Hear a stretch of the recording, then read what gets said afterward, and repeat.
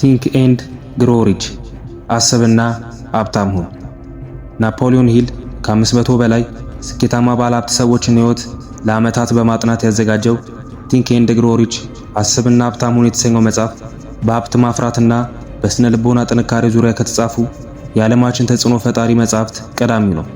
መጽሐፉ ሀብት መጀመሪያ በአእምሮ ውስጥ እንደሚጠነሰስና ከዚያም ወደ ተግባር እንደሚቀየር ያስተምራል። ከዚህ ድንቅ መጽሐፍ የተወሰዱ 10 ዋና ዋና መርሆችን ሰፋ አድርገን እንመልከት። አንደኛ፣ ጥቃቅን ምኞትን ወደ ንቁ ፍላጎት መለወጥ። ስኬት ዝም ብሎ ብቀየር ደስ ይለኛል ከሚል ተራ ምኞት አይነሳም። መጽሐፉ እንደሚለው ስኬት የሚጀምረው ሊገተም አይችልና የሚነድ ከባድ ፍላጎት ሲኖር ነው። ይህ ማለት የምትፈልገውን የገንዘብ ወይም የስኬት መጠን በትክክል መወሰንና ያንን ለማሳካት ስትል የትኛውንም መስዋዕትነት ለመክፈል ቁርጠኛ መሆን ማለት ነው። የፍላጎት በአእምሮ ሲነግስ እንቅፋቶች ሁሉ ወደ ዕድል መቀየር ይጀምራሉ። ሁለተኛ፣ የማይናወጥ እምነት። እምነት ማለት ያቀድከውን ግብ ማሳካት እንደምትችል በውስጥ የሚኖር ጥልቅ የማይናወጥ እምነት ነው። ናፖሊዮን ሂል እምነት አእምሮን ወደ ተግባር የሚያንቀሳቅስ ኬሚካል ነው ይለዋል። በራስህ በዓላማ ላይ እምነት ሲኖርህ አእምሮ ፍርሃትንና ጥርጣሬን ያስወግዳል። እምነት በአዎንታዊ አስተሳሰብና በየቀኑ ግብን በማሰብ የሚገነባ የውስጥ ጡንቻ ነው። ሶስተኛ፣ ለራስ የሚሰጥ ትዕዛዝ ወይም ራስን ማሳመን። ይህ መርህ ከሰብኮንሽንስ ማይንድ ወይም ከንቃተ ህሊና በታች ካለው አእምሮአችን ጋር የተያያዘ ነው።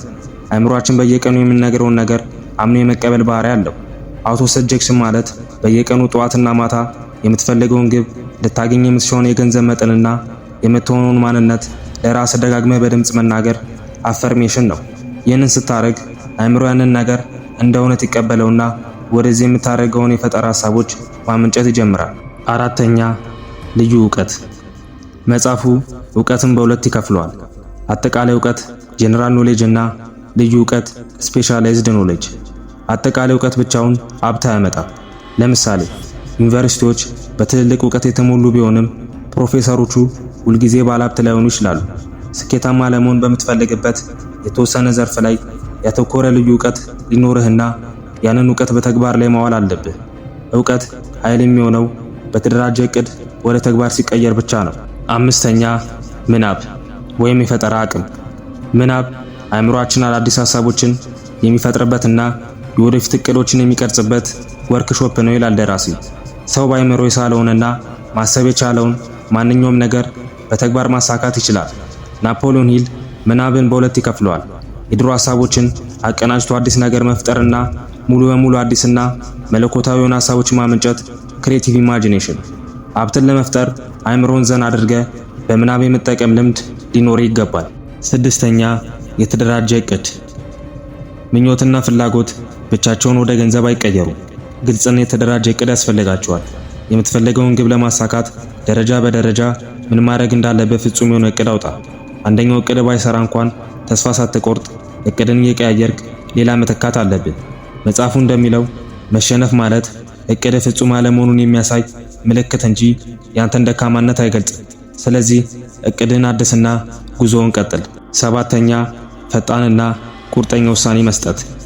ናፖሊዮን ሂል በመቶች የሚቆጠሩ ባለሀብቶችን ሲያጠና ያስተዋለው ትልቅ ነገር ቢኖር ሁሉም ባለሀብቶች ውሳኔያቸውን በፍጥነት የመወሰንና አንዴ ከወሰኑ በኋላ ደግሞ ውሳኔያቸውን በቀላሉ የመቀየር ልምድ እንደሌላቸው መሆኑን ነው። በተቃራኒው ስኬታማ ያልሆኑ ሰዎች ውሳኔን ለመወሰን በጣም ይዘገያሉ። ነገር ግን በሰዎች ወሬና በሁኔታዎች ተገፋፍተው ውሳኔያቸውን በፍጥነት ይቀያየራሉ።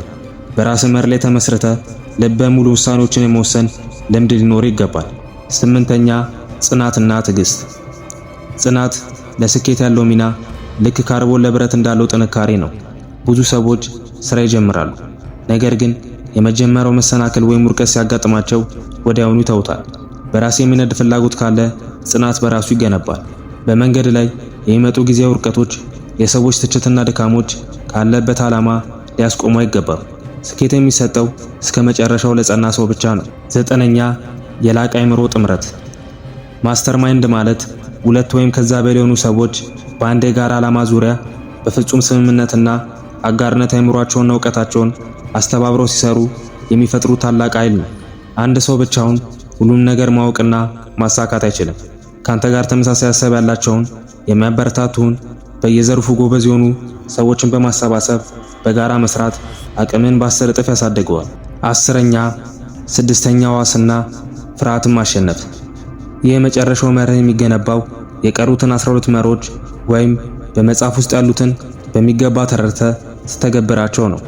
ስድስተኛው ዋስ ማለት ውስጣዊ ስሜት ወይም ከፈጣሪ የሚመጣ መለኮታዊ መነሳሳት ነው። አእምሮ ከፍርሃት ነፃ ሲሆን ይህንን ውስጣዊ ድምፅ መስማት ትችላለህ። ናፖሊዮን ሂል ስኬትን የሚገሉ 6 ዋና ዋና ፍርሃቶችን የድህነት ፍርሃት፣ የትችት ፍርሃት፣ የህመም ፍርሃት፣ የፍቅር ማጣት ፍርሃት፣ የእርጅና ፍርሃትና የሞት ፍርሃት ለይቶ ያስቀምጣል። እነዚህን ፍርሃቶች በአዎንታዊ አእምሮ ማሸነፍ የእውነተኛ ስኬት መደምደሚያ ነው። እነዚህን 10 የቲንክ ኤንድ ግሮው ሪች መርሆች በአስተሳሰብህና በዕለት ተዕለት ተግባር ውስጥ ስታዋሃዳቸው አእምሮ ሀብትህና ስኬትን ወደ ራሱ የሚስብ ማግኔት ይሆናል። በስተመጨረሻም ቪዲዮ ከተመቻችሁ ላይክ ማድረጉ እንዳትረሱ። ሐሳብ አስተያየታችሁን ኮሜንት ላይ አሳውቁኝ። መልካም ቀን።